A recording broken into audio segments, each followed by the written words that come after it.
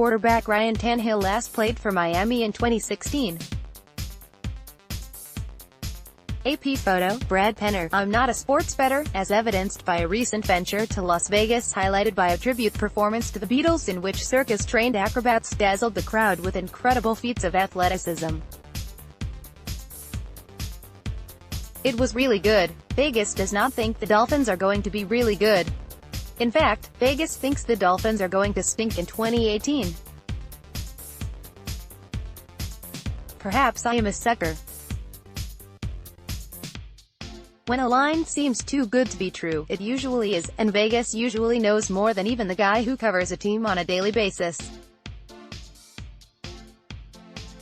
There's a sportsbook at the Mirage, that's where the Beatles' love can be seen, and there are also plenty of online wagering destinations, which all seem to have this in common: they hate the Dolphins. It seems the folks in the desert feel Miami's talent pool has dried up. C.J. Ajayi, Jarvis Landry, Ndamukong Suh, Mike Pouncey, and yes, the Jupiter juggernaut kicker Cody Parkey. There are issues. Plenty of issues. But an over-under line of 5.5. I'll bite. If, I was the wagering type. It seems Miami is projected to win between 5.5 and 6.5 games this season, after winning 6 last season, with Smokin' Jay Cutler at quarterback. It seems I have a different perspective on Miami's roster-building strategy. Yes, Miami's overall approach in free agency and the draft can be questioned. But did you notice that the power trio of Mike Tannenbaum, Chris Greer, Adam Gase made moves designed to win this year?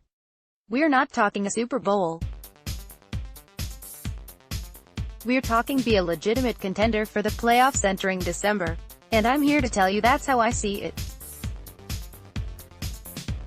I'm here to give you 10 reasons for hope. Hey, it's May. And I'm here to say I believe Miami definitely, positively, absolutely, without question, without hesitation, with full conviction, will win at least 6 games. More likely 7 to 9. But 5.5. We must begin this story of hope with references to 1. Starting quarterback Ryan Tannehill and starting middle linebacker Raekwon McMillan, who returned this season after missing all of last season with knee injuries. How devastating is it to play without the men expected to wear the headsets, as Miami's coaches on the field, before the season even begins? Tannehill is a polarizing figure in this town, which is hard to believe considering how vanilla his persona can seem. He can be good enough. There, I said it. Again. Why can't Tannehill be Matt Ryan, Kirk Cousins, Alex Smith-like? Why can't Tannehill be worthy of Pro Bowl consideration? I know many of you are tired of hearing it. But what if, just maybe, you see it this season? Tannehill is worth at least 2 or 3 wins over the 2017 version of Cutler. He just is. Kenyon Drake is one of the NFL's emerging backs. Alan Eystone, The Palm Beach Post. The Dolphins need a star as Miami is a star-driven town, and there aren't too many obvious ones on the roster at the moment. But I present to running back Kenyon Drake. What if I told you no running back in the NFL had more yards than Drake over the last 5 weeks of the season? None. What if I told you Drake had 3 rushing plays for 40-plus yards, which tied for the second most in the NFL, despite starting just 5 games? Miami dumped Pro Bowlers, especially Ajayi, Landry and Suh, in part, because they felt their leadership style wasn't conducive to a winning atmosphere. Miami wanted to reconfigure its nucleus with players they feel bring a more team-oriented approach. Enter 3, Josh Sitton, Frank Gore and Danny Amendola. All 3 players have won in the league. Sitton is still playing at a very high level, filling a long-suffering need at guard. Amendola is going to have a hard time justifying his salary, but he is a quality addition to the locker room. And Gore, a true professional, can help mentor Drake. You're going to claim blasphemy for raising 4. Devontae Parker at this moment. But Parker has turned a bit of a corner in his preparation, knowing this is truly a make-or-break season in his career, say those who know him best. We'll see, but Parker has the ability. It's never been about ability. And having Tannehill back will help him. For years, Miami has been embarrassed by tight ends and has trotted out embarrassing performances by tight ends. Thus, Miami drafted 5. Mike Gesicki and Durham Smythe to catch and block in 6. Minkah Fitzpatrick and Jerome Baker to blanket Rob Gronkowski and friends. Those were very role-specific selections. And you may not agree with all of them, but they should help in this area.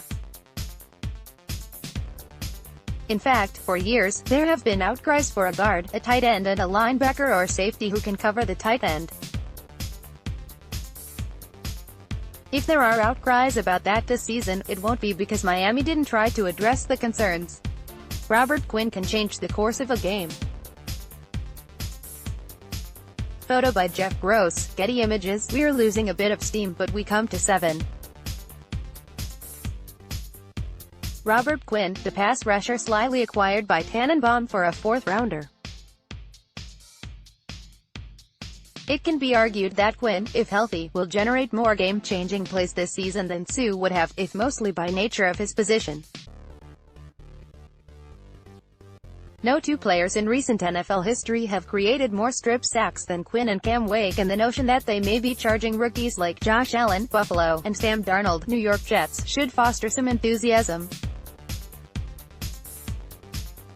Remember that time Wake and Sue crunched former Jets quarterback Bryce Petty? Oh, sorry, forgot for a moment the Dolphins have signed Petty. We won't bring up the backup quarterback situation here. Story for another day. Tannehill has been quite effective throughout his career when protected, and so the decision to exercise 8.